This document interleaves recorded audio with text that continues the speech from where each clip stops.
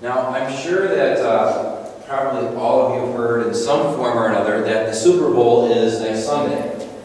It's one of those things that I don't know how you can not know sometimes. It's become like a holiday in our culture.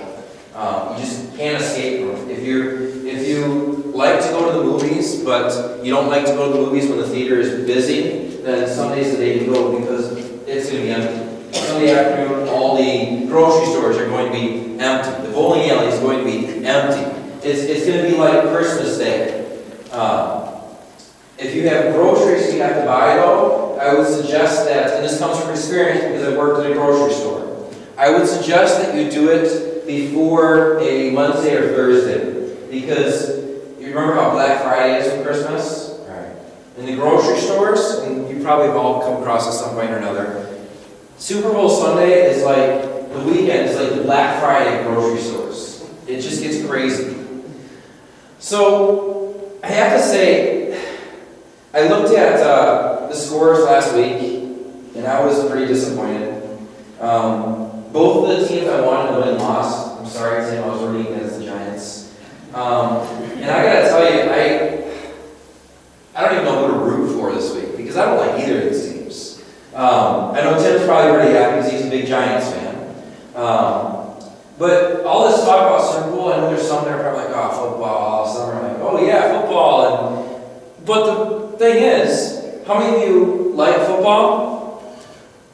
Just a few, right? Okay. And how many are going to be watching the Super Bowl? Okay. Probably a few more than like football. Okay. It's the thing about the Super Bowl is it's odd like that. Somehow it can get people who don't even like the game of football to watch the Super Bowl. It's a strange phenomenon in our culture. Statistics show that if you don't like football, there's still a pretty good chance you're going to be watching the football game. I know that I was talking to Dwight about this some time ago. It was a long time ago. We were talking about the Super Bowl. I think it was last year.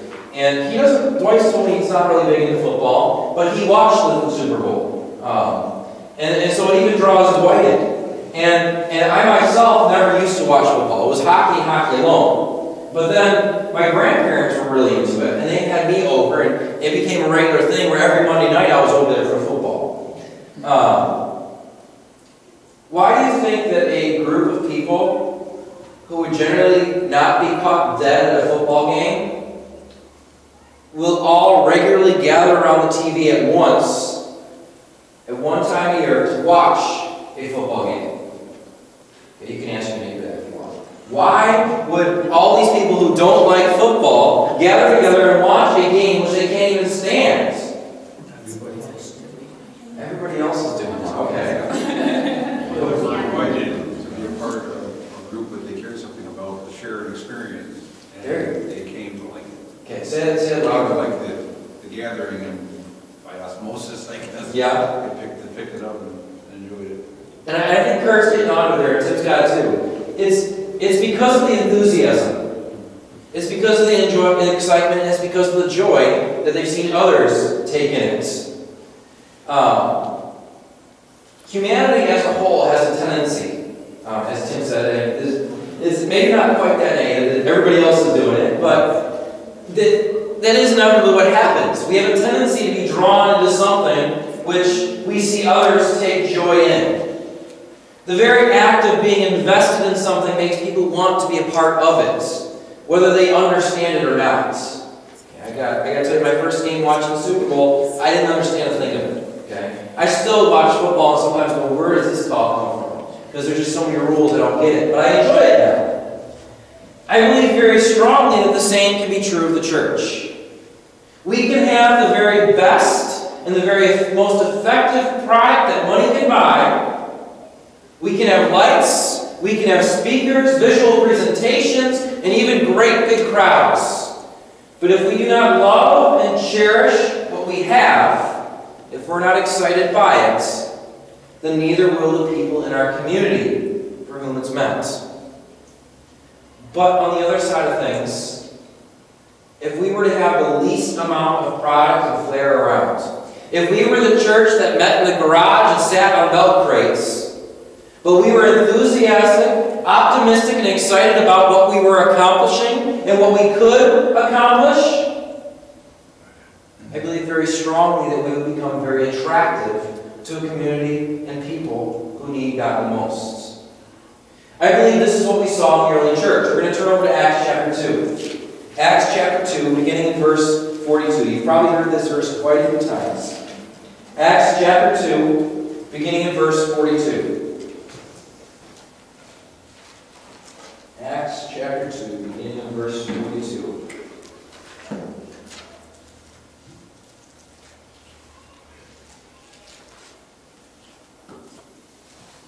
And they devoted themselves to the apostles' teaching and the fellowship, to the breaking of bread and the prayers. And awe came upon every soul. And many wonders and signs were being done through the apostles. And all who believed were together and had all things in common. And they were selling their possessions and belongings and distributing the proceeds to all, as any had need.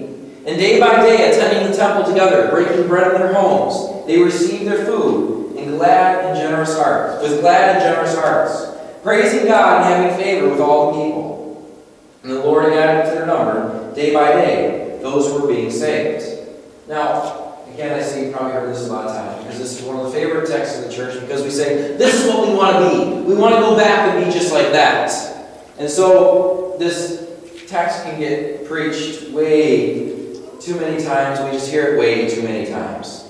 But I think it's because as we look at this text and I say, we look at the text and we say, I want this, what they have here, instead of. We get sick of hearing it because we look at this and go, I want this instead of what we already have. And when we do that, we say that in 2,000 years, the church has not made any significant gain, but rather we've done nothing but go backwards.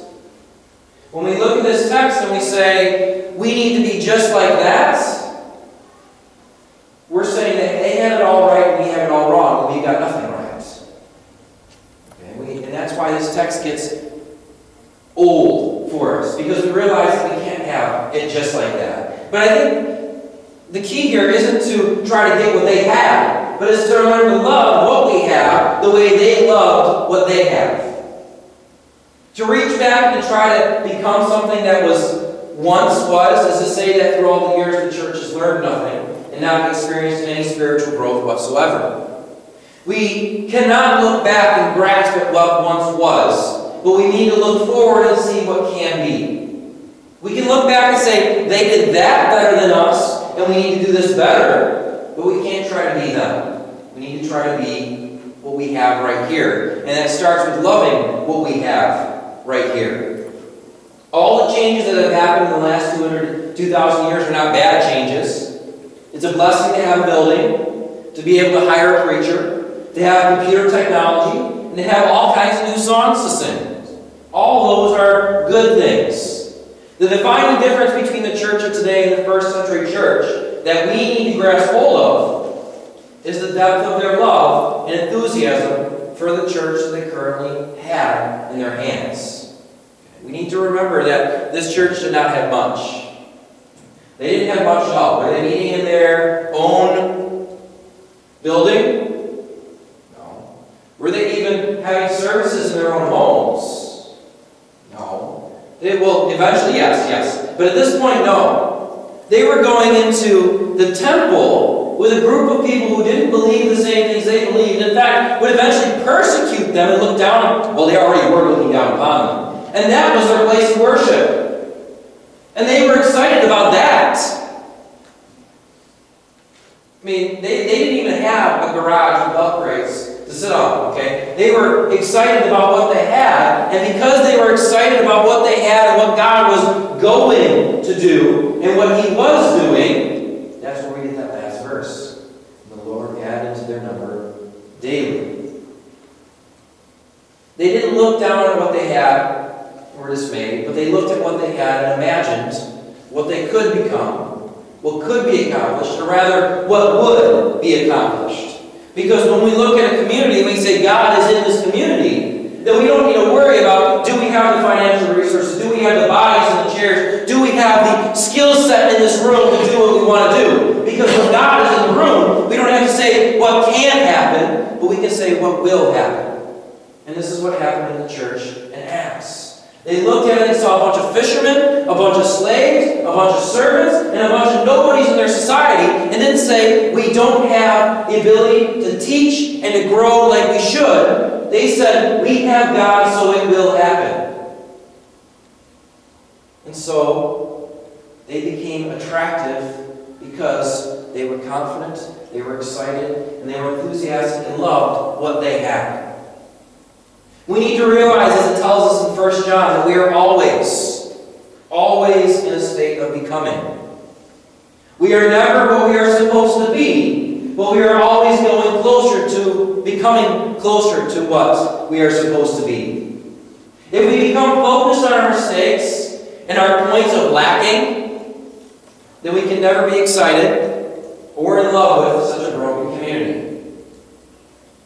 Rather, instead, we should become focused on and excited about the event of becoming that will inevitably happen if we pour ourselves into it with enthusiasm and love. We really need to step back and be honest here. The Church of Christ is not a glamorous or a flashy tradition. It doesn't resound with our culture that surrounds us. We don't use instruments. We don't have a great big flashy sound system. We don't have a moving televangelist. And in and of themselves, those things may be alright, those things may be good. But we need to realize that we don't need any of those things to be an enthusiastic, loving, growing community that is effective. We need to realize that the truth is none of these things should be the elements that attract and draw God's children to His sides.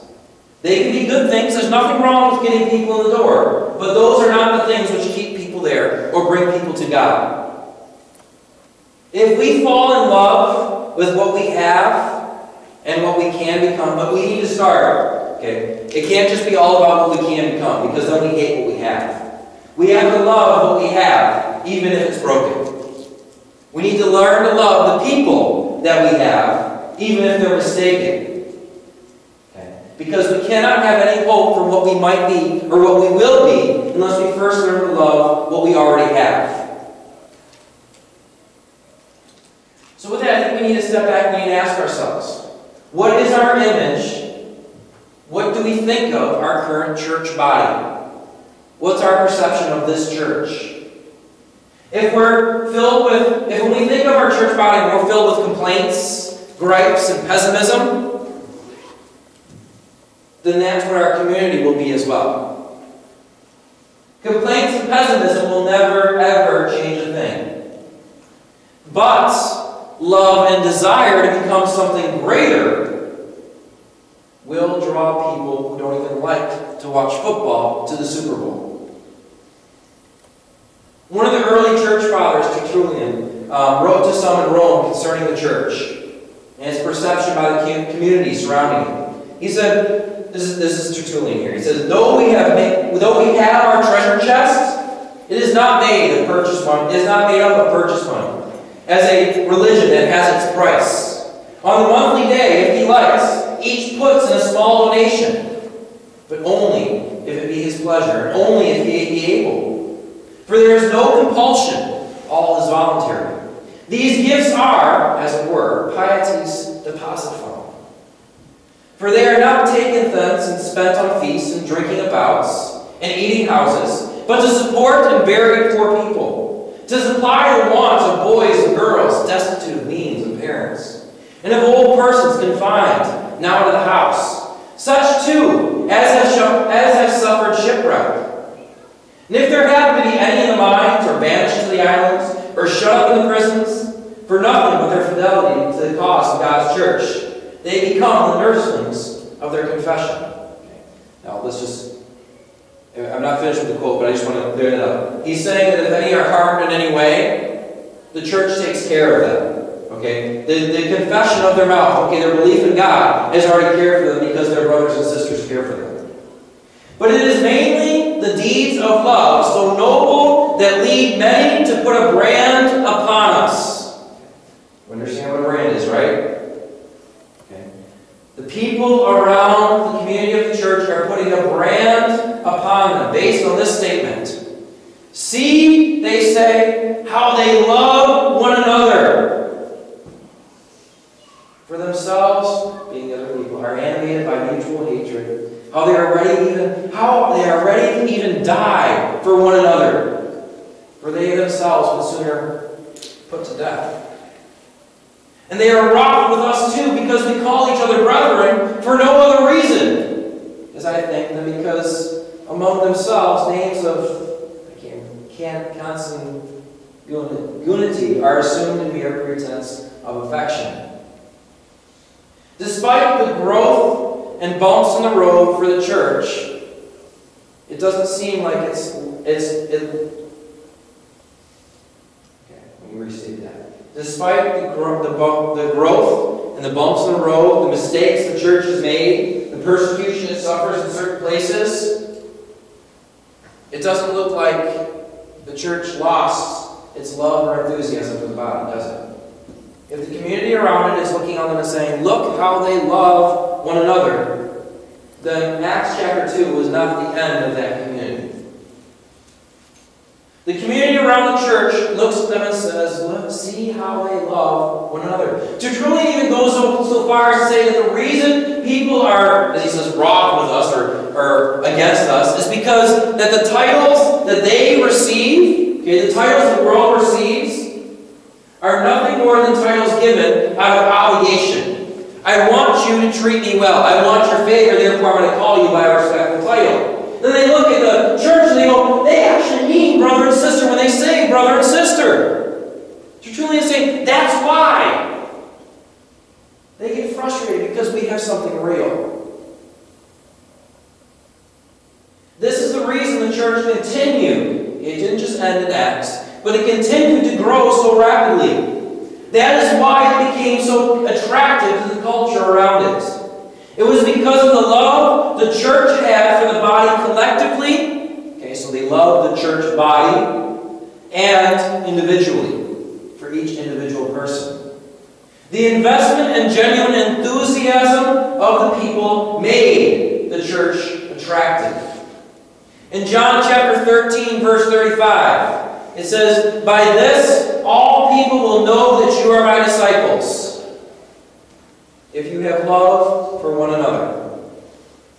When we give in to pessimism, complaining, and backbiting, we show ourselves to not be disciples of Jesus. The world looks on at us in confusion.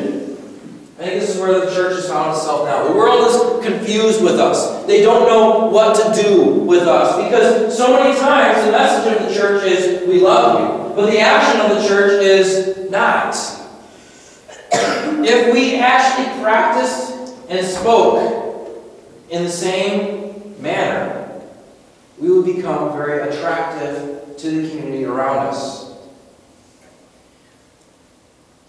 If we were to truly begin to love one another as Jesus calls us to here, then we begin to see the world desire. This is the key. Because right now I think we see the world desiring to be apart from us. Many places in the world, especially in our culture today, they desire to be apart from us because they see that contradiction. But if it starts here, and we show the love and enthusiasm we have for this community, we will see the world around us start to desire to become a part of us instead of apart from us. The motions of the church are not as important as the heart behind the motions. If we embark on the practice of the church with enthusiasm and hope, then no matter how insignificant the action we perform may seem, it will become attractive. One of the most basic desires of humanity is to be accepted and to be believed in. The world wants to know that someone believes that they are capable of success. We want to know that someone in this room believes that I am capable of success. So many people in this world have been shot down in so many ways. I'm not talking about by the church right now. I'm just talking about this world has a tendency to just shoot people down. I mean, Sue, you're in the school system. I'm sure you see it all the time. high school, they just shoot each other down so much. I see it with the kids in hockey. They just cut each other down so much. They're desiring to have somebody share with them, I believe in you. You can succeed. There's something more to you than what you're currently seeing right now.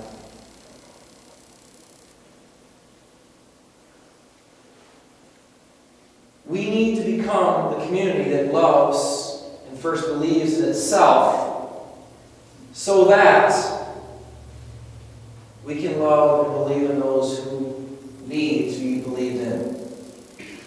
We need to see and recognize potential in this church and in one another in the midst of our mistakes. So that means, again, the midst, that means we don't wait until after we're done screwing up to say, okay, now we can get it right.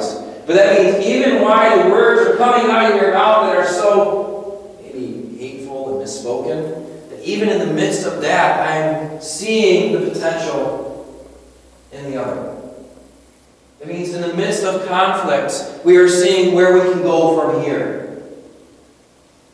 If we can believe in one another, then those around us will hold out hope that maybe we can believe in them as well.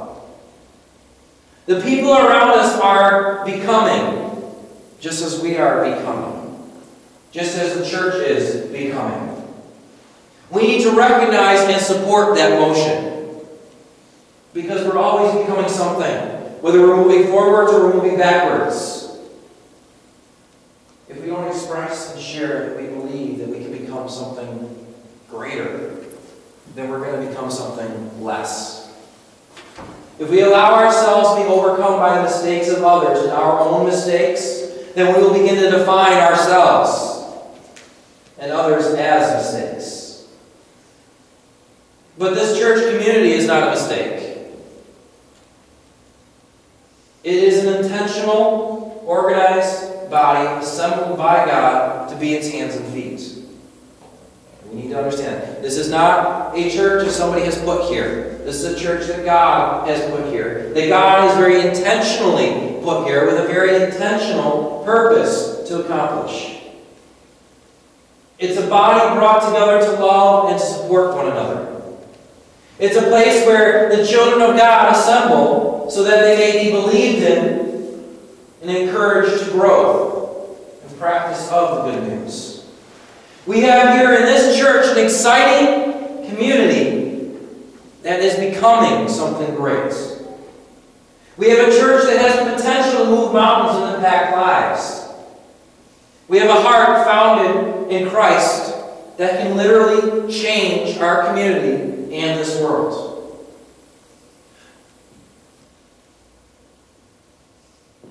Though we have the ability to save lives and give hope, through this community we have the ability to save lives and we have the ability to give hope.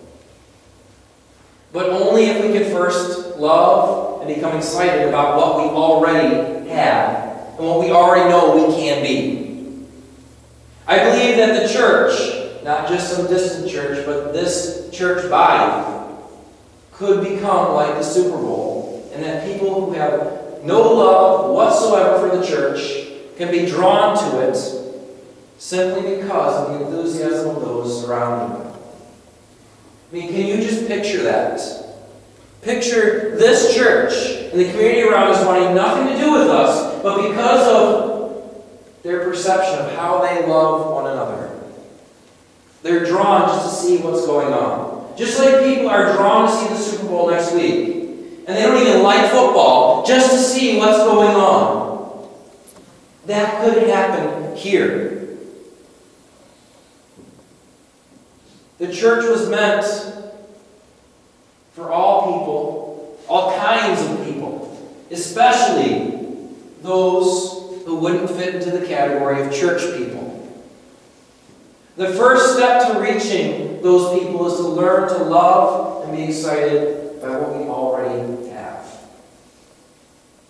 You're seeing one last